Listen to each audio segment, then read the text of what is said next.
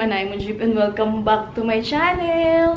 For today's vlog, ayan, may kipagkwentuhan na muna ako dahil masyadong maraming nangyari, nakaka-stress. Opo, gusto mo ikaw magkwento?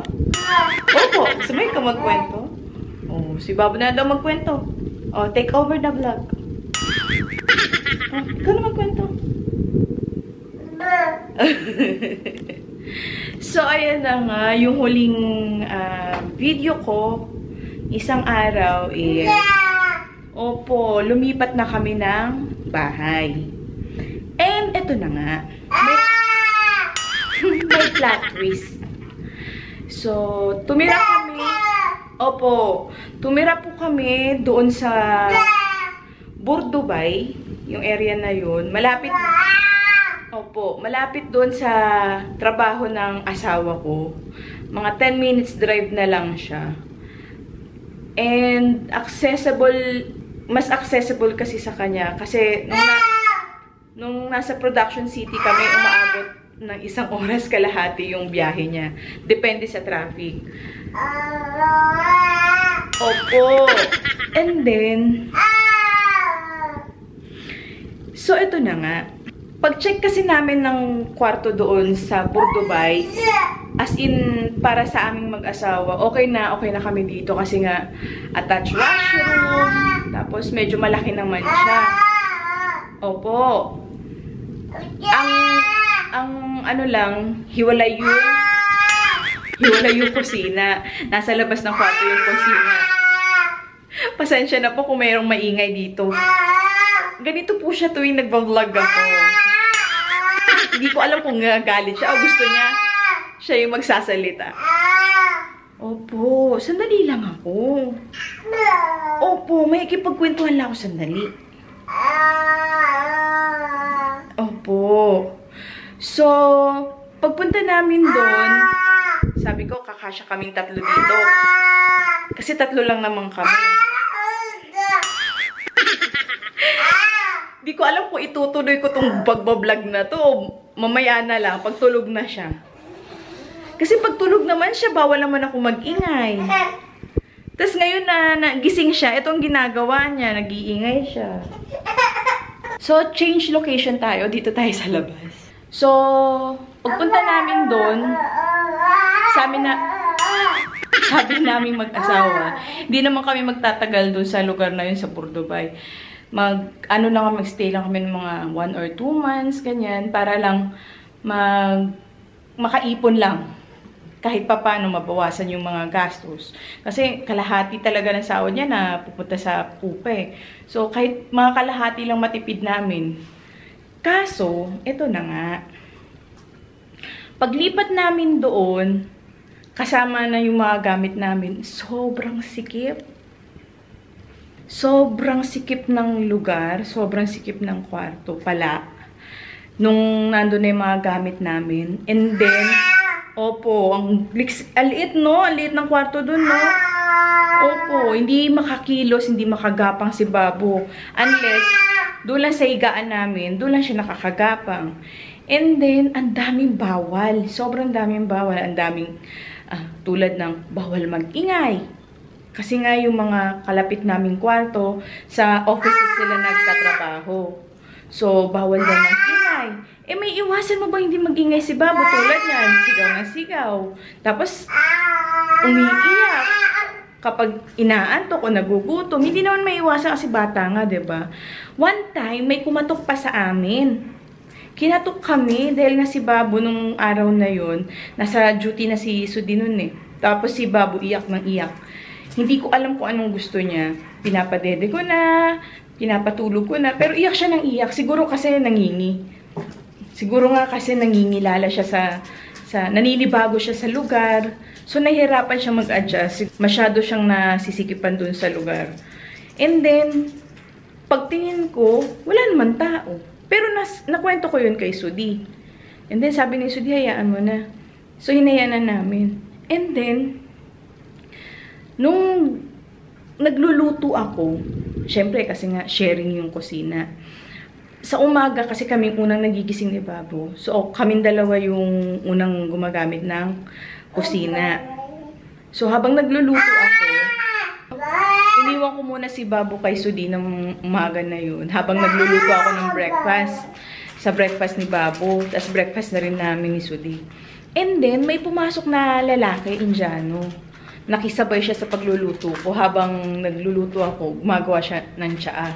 So, naipagkwentuhan siya. Sabi niya, bago ba kayo dito? Sabi ko, yes. Kahapon lang kami lumipat. Ganyan, ganyan. Eh, narinig ni Sudi na may kausap ako.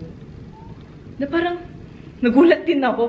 Lumabas siya ng kwarto talaga. Tapos, nakabantay lang silang dalawa ni Babu. Bit-bit-bit niya si Babu sa katawan niya, sa gilid.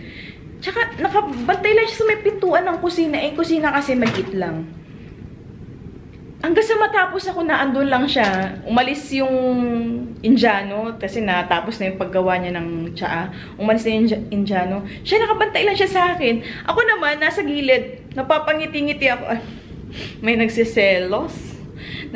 Nangangamoy selos yung nangyayari dito. So, syempre, as a misis, diba? Ang haba ng hair. Na parang, hoy, may anak na yan. Kasama pa niya si Baboy, bit-bit niya eh. So, yun siguro yung isa sa mga nag-trigger din kay Sudi. And then, sa lugar na yun kasi parang hindi talaga safe. Hindi siya safe. Hindi talaga siya safe sa bata, sa aming dalawa. Kasi, tingin ko lang hindi ko naman nilalahat yung buong lugar ng Burdobay. Doon, hindi ko kasi masabi yung, hindi ko kasi alam yung saktong lugar ng Burdobay na pinuntahan namin o nilipatan namin. Basta, crowded siya. Crowded, malapit siya sa Sharap DG, Metro Station. Yun. Basta, yun yung mga malapit sa kanya, yun ang mga naalala ko. And then, kapag gabi, maraming mga lalaking lasing. Lasing kasi yun ang sabi ni Sudi pag umuwi siya ng galing trabaho. Dahil nga, ilang minuto lang naman yung pagitan mula sa trabaho niya hanggang doon sa bahay namin. And then, pag sa umaga, hindi rin kami masyado makababa ni Babu kasi nga, yung sinag ng araw natatakpan ng mga building. So, talagang dadayo kami o lalakad pa kami ni Babu ng medyo ilang ano lang naman, lakad lang. So, hindi na ako nag-vlog din sa lugar na yun dahil nga may CCTV.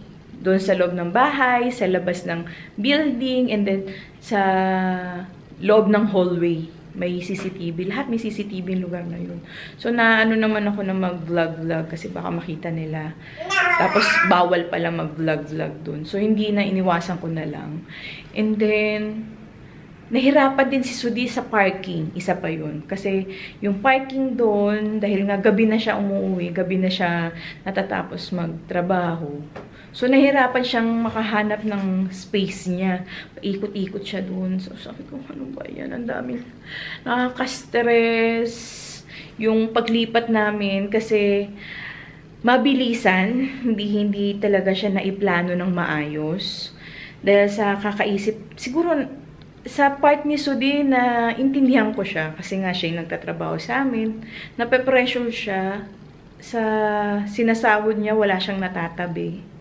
Tapos, patapos na ang taon, wala man lang siyang, well, at least wala kaming utang.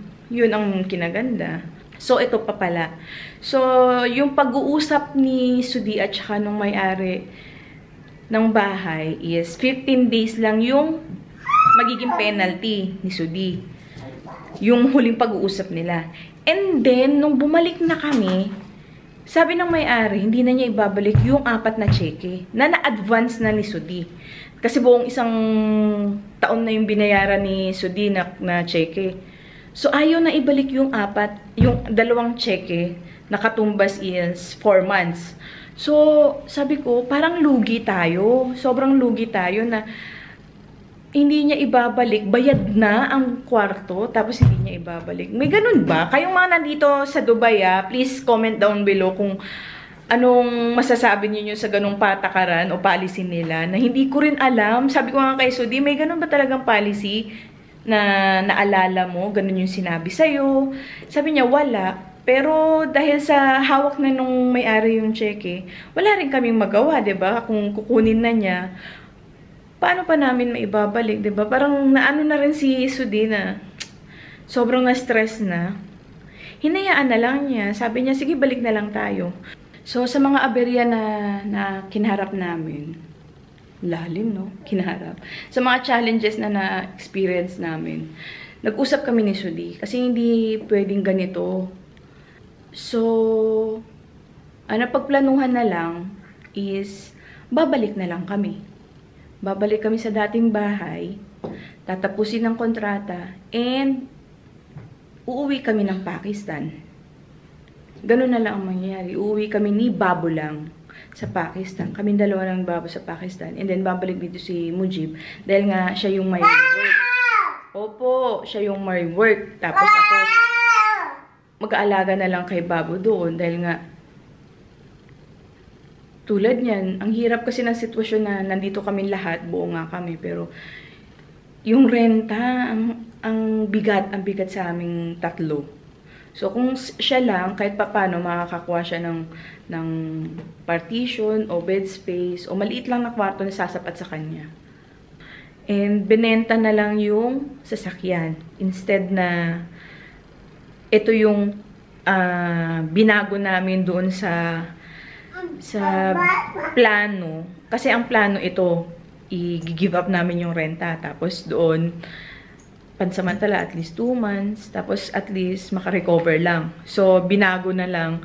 Sasakyan na lang give up namin. So, yung dating Mazda 6 niya, ngayon, Toyota na lang. At monthly na lang yung binabayaran. Kumuha na lang siya. So, yun na nga lang. So, yung pinagbentahan ng sasakyan, yun na lang yung tinabi namin as a savings, emergency fund, ganyan. So, in case na kailangan, anytime, may madudukot, diba? Kasi ang hirap, lalo na pag may baby ka, tapos wala ka man lang emergency fund o savings na may kukuha, madudukot. Kasi hindi mo masasabi ang panahon, diba? Lalo na pag may baby, ang hirap naman. So, ayun. Naisip ko nga, sana hindi na lang kami lumipat kasi ang hassle. Sayang yung ginastos. Pero, lesson learned. In very, very hard way. Kasi hindi mo naman masasabi isang bagay kung hindi mo na-experience, diba? So, parang nasatisfied na yung pakiramdam ni Sudi, yung isip niya na, oo nga, sana nakinig ako sa'yo. Pero nung mga panahon na nag-sorry din si Sudi sa akin na, sorry, kasi naabala pa raw kami ni Babo, nahirapan pa kami. Sabi ko, sa part ko okay lang. Kasi una sa lahat, hindi naman ako gumastos. Kumbaga, effort lang talaga namin ni Babo yung, yung ambag namin sa paglipat na yun. Hindi nga ako nakapag-impake nun kasi silang dalawa lang na magpinsan nag-impake. So, ayun na nga. We are back! So, nandito na po ulit kami sa Production City. Ayan. Bumalik na lang kami. At buti na lang. Walang bumili sa mga pinos ko. Ayan. Nandito pa rin yung mga gamit. Hindi sila na benta. Buti na lang. Or else wala kaming gagamitin, diba?